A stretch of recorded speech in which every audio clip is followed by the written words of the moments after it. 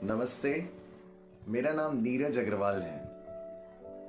आज हम बात करने वाले हैं हमारे शरीर को ऊर्जा कैसे मिलती है और हमारे अस्तित्व के क्या स्तर हैं, हमारे होने के क्या मायने हैं, हम इस पृथ्वी पर है किस लिए हैं।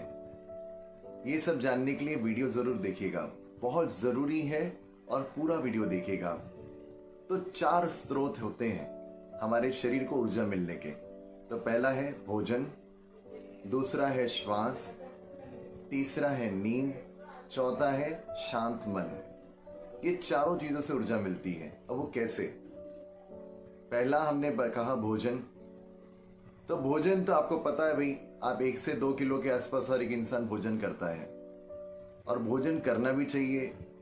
और हमने कितना करना है, क्या करना है, उसके बारे में हम आगे देखेंगे। इन भोजन करने से हमको ऊर्जा मिलती है। हम कितने ही ज्ञानी हो चाहे अज्ञानी हो, हम किसी भी प्रोफेशन में हो, चाहे हम स्टूडेंट हो चाहे प्रोफेशनल हो या किसी डिपार्टमेंट में जॉब करते हैं या इंडस्ट्रियलिस्ट है, यदि आपके पेट में खाना नहीं है ना तो आपका मन नहीं लगेगा। तो पहला तो ऊर्जा का स्रोत हो गया भोजन। दूसरा हो गया श्वास। श्वास के बारे में हम बताएंगे। इसके पहले अपना राइट हैंड जो है, आप मेरा वीडियो देख रहे हैं, आप हम सबको देख रहे हैं, राइट हैंड जो है अपने स्टमक पे रखिए। आप श्वास लीजिए और छोड़िए। एक और लंबी गहरी श्वास लें और छोड़ें। आंखें बंद रख के करें। श्वास लें और छोड़ें, श्वास लें और छोड़ें। पूरा ध्यान अपने स्टमक पे रखें, पेट पे रखें। देखें कि श्वास लेने पर आपका पेट अंदर जा रहा है या बाहर जा रहा है, और श्वास छोड़ने पर आपका पेट अंदर जा रहा है या बाहर जा रहा है। चेक करिए, पूरी सजगता के साथ करिए, अवेयरनेस के साथ करिए। श्वास लीजिए और छोड़िए, श्वास लीजिए और छोड़िए। धीरे से आंखें खोलें। अब मेरा आपसे एक प्रश्न है, जब आप श्वास ले रहे थे तो आपका पेट अंदर गया या बाहर आया? विचार में पड़ गए? करके देखिए एक बार। फिर से रखिए हाथ, श्वास लीजिए और श्वास छोड़िए। श्वास लेते समय आपका पेट अंदर जा रहा है कि बाहर जा रहा है, चेक करिए। और श्वास छोड़ते समय आपका पेट अंदर गया कि बाहर गया, चेक करिए। कर लिया आपने? मैं करीब करीब 16 साल से पढ़ा रहा हूं।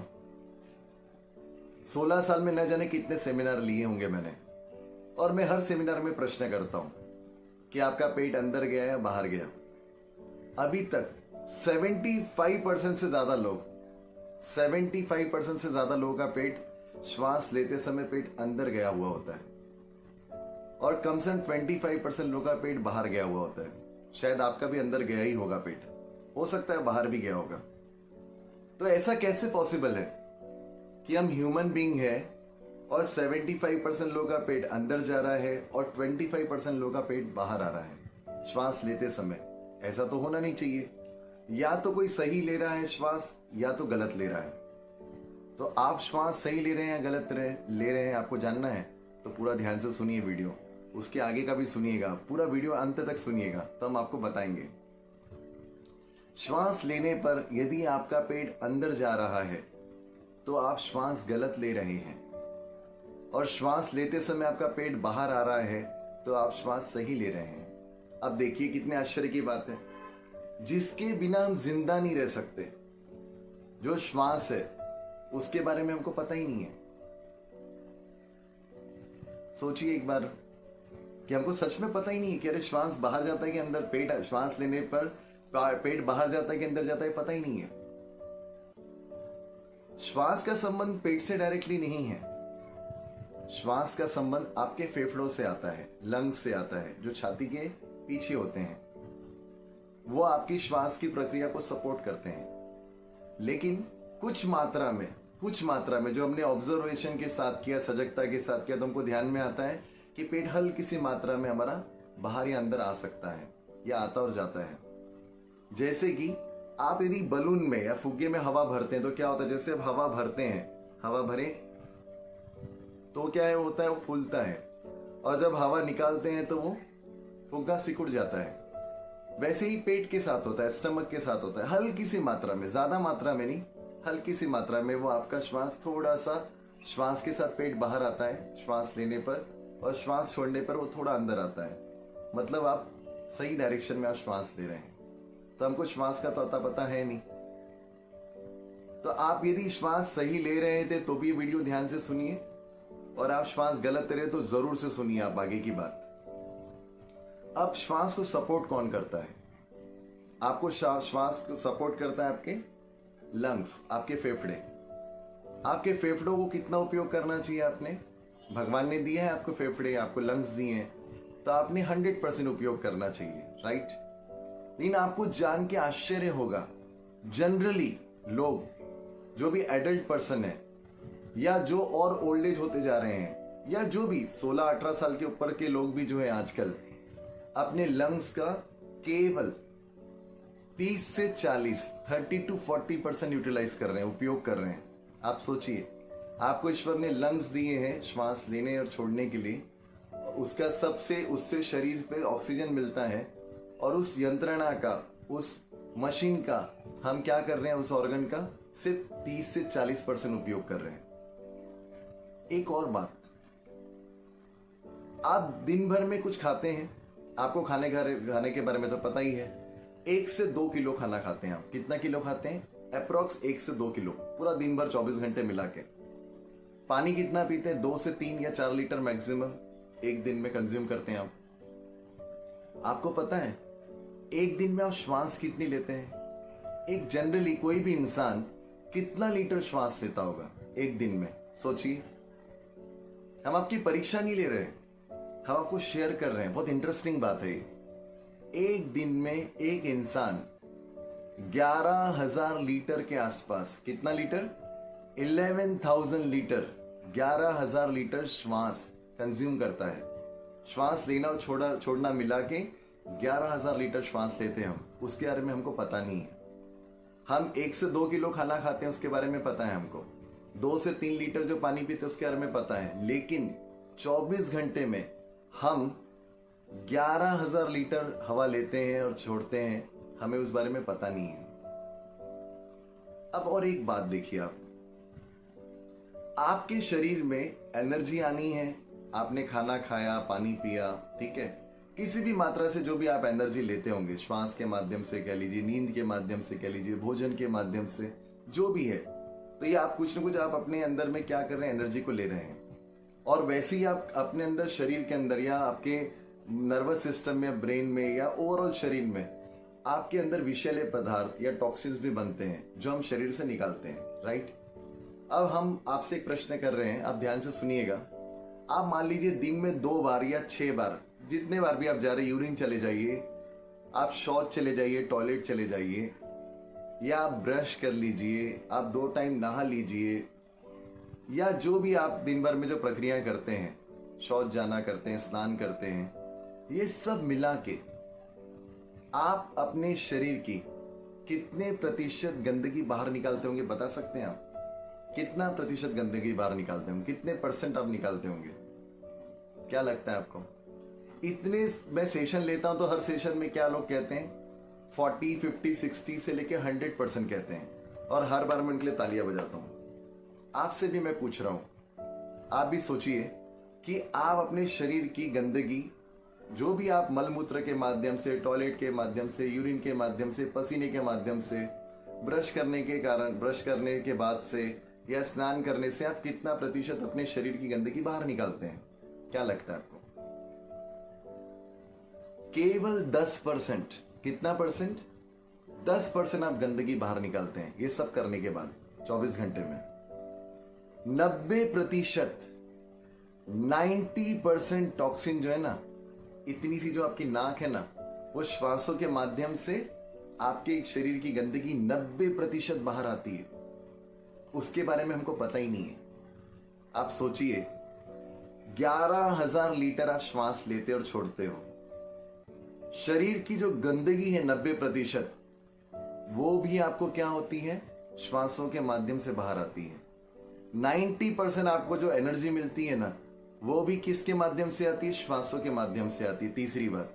चौथी बात क्या है, आप अपनी श्वास सही ले नहीं रहे हो, चौथा। और पांचवी बात क्या हुई, आप अपने लंग्स की जो यूटिलाइजेशन है, आप उपयोग कितना कर रहे हो, 100% की जगह 30 to 40% कर रहे हो, 30 से 40% कर रहे हैं, राइट। तो आपके शरीर में जो ऊर्जा आना है या तो जो विषैले पदार्थ निकलना है, वो कितने परसेंट से निकल रहे हैं, केवल 30 से 40%। तो शरीर का पूरा ये सब गड़बड़ हो रही है हमारे अंदर।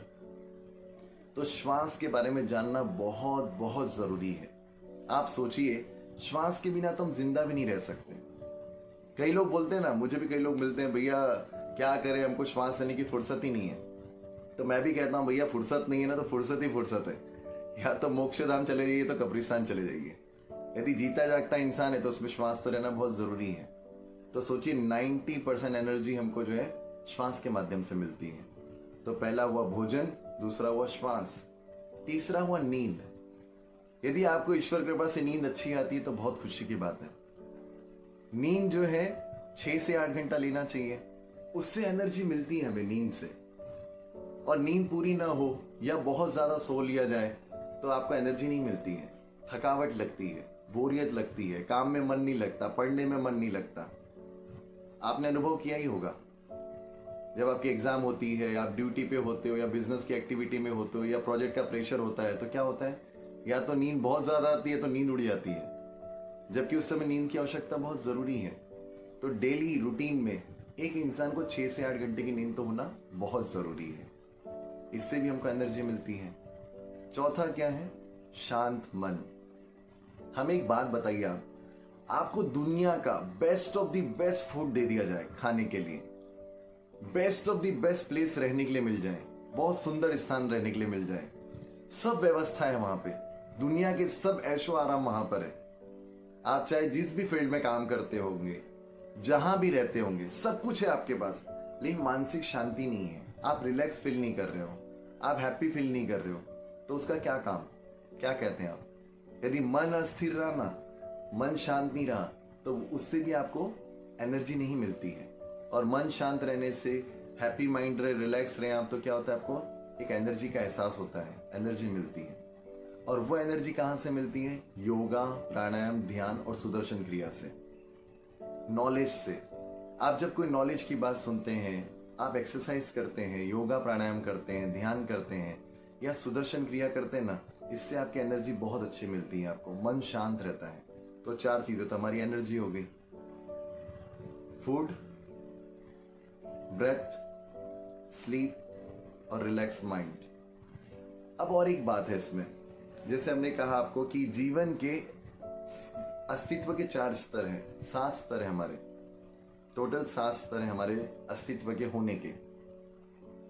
अब हम हैं, आपसे बात कर रहे हैं, आपको कैसे पता चल रहा है, हमारा शरीर देख रहे हैं आप, या किसी भी इंसान से आप मिलते हैं, कोई भी हो, महिला हो, पुरुष हो, बच्चे हो, बड़े हो, बुजुर्ग हो, आप किसी भी इंसान से मिलते हैं तो सबसे पहले क्या देखते हैं, उसका शरीर देखते हैं। तो शरीर सबसे पहला हमारा अस्तित्व है। अब क्या हुआ, जब हम छोटे थे, छोटे बच्चे थे, आपने बच्चों को देखा होगा, क्या है, उनका शरीर बहुत फ्लेक्सिबल होता है, कंफर्टेबल होता है। और हमारा क्या हालत है, जो भी हमारा एज ग्रुप है, थोड़ी सी देर में थोड़ा सीधे बैठने के लिए कहा जाए, तिरछे होने बोला जाए, कोई एक्सरसाइज करने बोले तो ऊ आ जैसा होने लगता है, दर्द हो रहा है, इधर हो रहा है, उधर हो रहा है। तो क्यों हो रहा है ऐसा, तो पहला क्या है, शरीर, जो हमारी फ्लेक्सिबिलिटी कम हो गई है। सेकंड, हमारे शरीर की उम्र हमसे 10 से 12 साल तेजी से आगे जा रही है। इसलिए तो जो पहले जमाने में लोग 100 सवा 100 साल जीते थे, आज वो एवरेज उम्र 60-70 साल हो गई है, क्योंकि हमारी शरीर की जो उम्र है वो 10-15 साल हमसे तेजी से आगे भाग रही है। तो शरीर को स्वस्थ रखना है, शरीर को अच्छा रखना बहुत जरूरी है, शरीर को स्वच्छ रखना बहुत जरूरी है, शरीर की इम्यूनिटी सिस्टम, रोग प्रतिरोधक क्षमता बनानी, अच्छी बनाना बहुत जरूरी है, राइट। जो किसी कारणवश हमारी अभी क्या हो गई है, डाउन हो गई है, जबकि वो अच्छी होना चाहिए। दूसरा है श्वास। यदि हमारे शरीर में श्वास नहीं होना तो शरीर की कोई वैल्यू नहीं है, राइट। तो श्वास भी बहुत जरूरी है। जो हमने श्वास के बारे में देखा अभी। तीसरा क्या है? हमारा मन। मन एक जगह रहता है हमारा, कभी लेफ्ट, कभी राइट, कभी भूतकाल भविष्यकाल, भूतकाल भविष्यकाल, पास फ्यूचर। कहीं पे भी आप बैठे रहो ना, आपका मन कहाँ है? आप स्टडी कर रहे हो, मन पास्ट फ्यूचर। आप जॉब कर रहे हैं, आप ऑफिस में हो, मन कहाँ है? Past future. घर में हो, मन कहाँ है? Past future. गाड़ी चला रहे हैं, मन कहाँ है? Past future. अरे मन का डामाडोल ही चलते रहता हमारा। मन को स्थिर कैसे रखना है, मन को शांत कैसे रखना है, मन को एक फोकस कैसे रखा जाए, ये भी बहुत जरूरी है। जब हम छोटे थे तो ये सब सही था, हमारा मन शांत था, हमारा शरीर हमारा स्थिर होता है इस पल। लेकिन क्या होता है, मन में बंदर जैसे उछल रहे हैं ख्यालात, विचार ऐसे लग रहे हैं 50 बंदर उछल रहे हैं। शरीर के हिसाब से हम स्थिर बैठे हुए हैं, शरीर नहीं हिल रहा है, लेकिन मन क्या हो रहा है? बंदर के जैसे उछल रहा है। तो तीसरा सबसे महत्वपूर्ण क्या है? मन, जो आपको कहीं पे भी लेके जा सकता है। जैसे कि आप ये वीडियो सुन रहे हैं, क्यों सुन रहे हैं बताइए? इस पल आपका शरीर हमारे सामने बैठा हुआ है, श्वास आपकी चल रही है, चेक कर लीजिए। तीसरा क्या है? मन। आपके मन ने डिसाइड किया कि चलो मैं वीडियो पूरा देख लेता हूं। रहा ना आपके मन में कि इंटरेस्टिंग लग रहा है, जरूरत लग रही है इस वीडियो की, तो आपने क्या सोचा? आपके मन ने डिसाइड किया।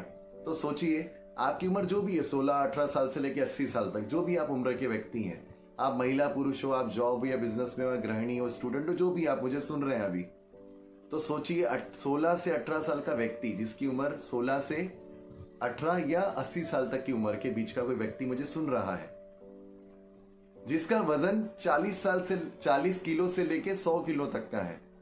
और अब भारत में या कहीं पर जो हिंदी भाषी जानने वाले जो व्यक्ति मुझे सुन रहे हैं, वो भारत के कहीं के भी, विश्व के किसी भी स्थान पे होंगे आप, लेकिन आपके मन में ख्याल आया कि यार ये सुन लूं ये वीडियो पूरा, तो आपका मन ने क्या किया? उसको स्थिर कर दिया। इतनी ताकत है मन में। चौथा क्या है? हमारे होने का अस्तित्व, बुद्धि। बुद्धि क्या करती है? जैसे आप हमको सुन रहे थे, आप डिसाइड क्या कर रहे हो? हाँ, ये जो व्यक्ति सही बोल रहे हैं, ये गलत बोल रहे हैं, ये सुना हुआ है, ये सुना हुआ नहीं है। तो बुद्धि भी बहुत जरूरी है, राइट? ये चौथा स्तर है। पांचवा स्तर क्या है? हमको कोई भी बात यदि हमको याद रखनी हो, जैसे हमने आपको हमारा नाम क्या बताया? नीरज अग्रवाल, राइट? या आप हमको कैसे देख पा रहे हैं? वीडियो पे देख पा रहे हैं। या हमने क्या पहनी है? ब्लैक कलर की वॉच पहनी है। पीछे हमारे जो एक फोटो है वो श्री श्री रविशंकर जी का है।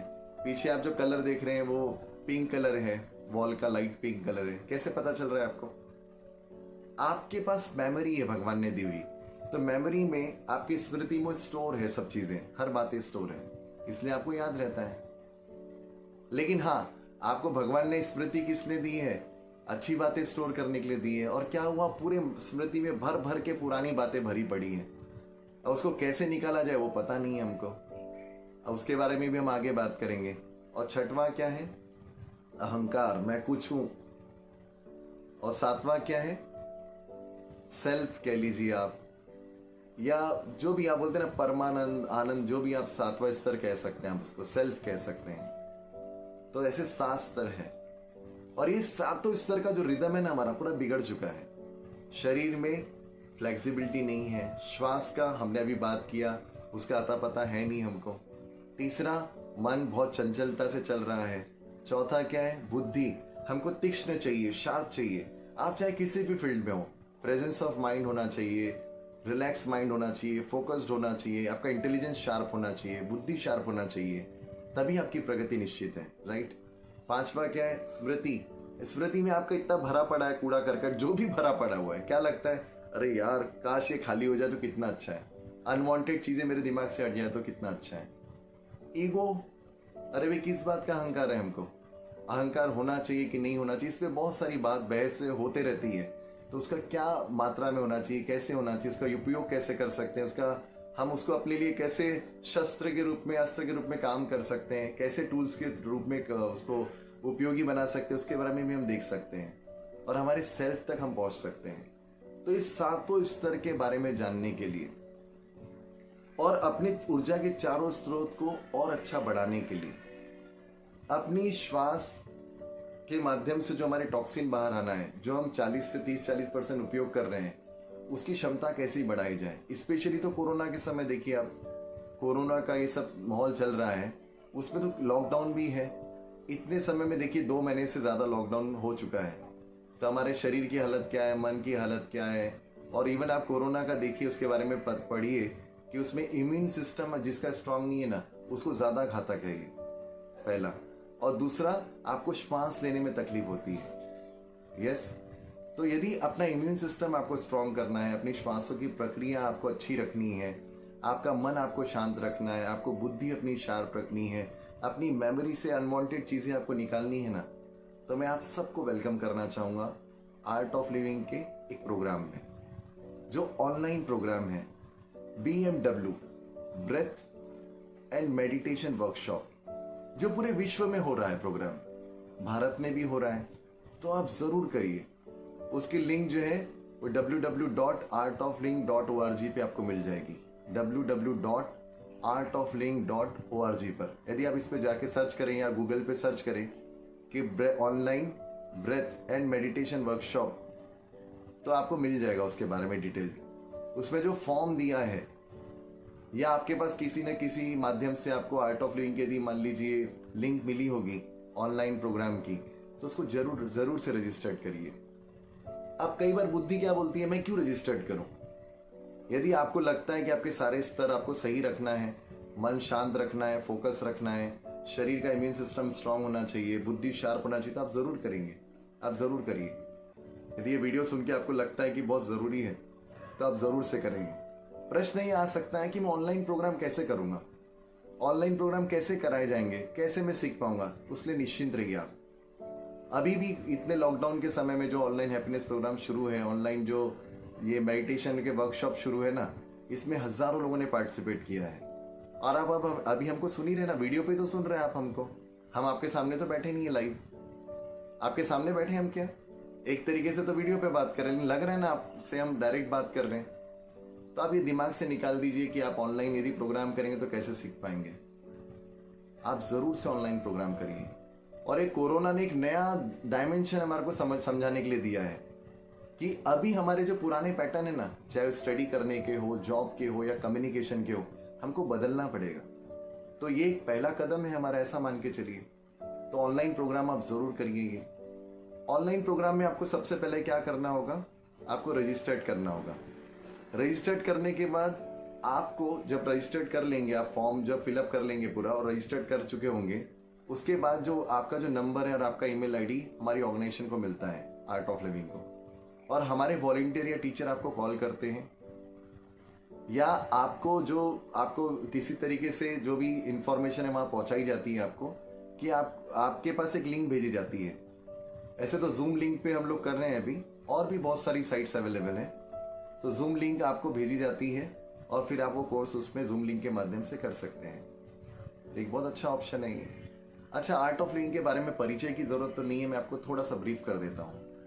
करीब 156 से ज्यादा देश, 156 से ज्यादा देश, मतलब विश्व के ऑलमोस्ट 70 to 80% प्लेस पर आर्ट ऑफ लिविंग की ब्रांचेस हैं। तो इसमें धर्म, समाज, उम्र का कोई ऐसी दायरा या बंधन नहीं है। दूसरा है, इस आर्ट ऑफ लिविंग संस्था के माध्यम से करीब 43 करोड़ से ज्यादा लोग, 43 करोड़ से ज्यादा लोग लाभान्वित हो चुके हैं। तो क्यों ना आप और हम भी इसका लाभ लें, है कि नहीं? और देखिए, समझदारी तो इसी में ही है कि हमने उस चीज का फायदा ले लेना चाहिए। अब एक बात बताइए, मुझे एक प्रोग्राम में मैं गया और वहां पे मुझे कोई इंटेलिजेंट ग्रुप बैठा हुआ था और उन्होंने पूछा कि हम आर्ट ऑफ लिविंग का प्रोग्राम क्यों करें हम प्रोग्राम, बताइए क्या फायदे हैं।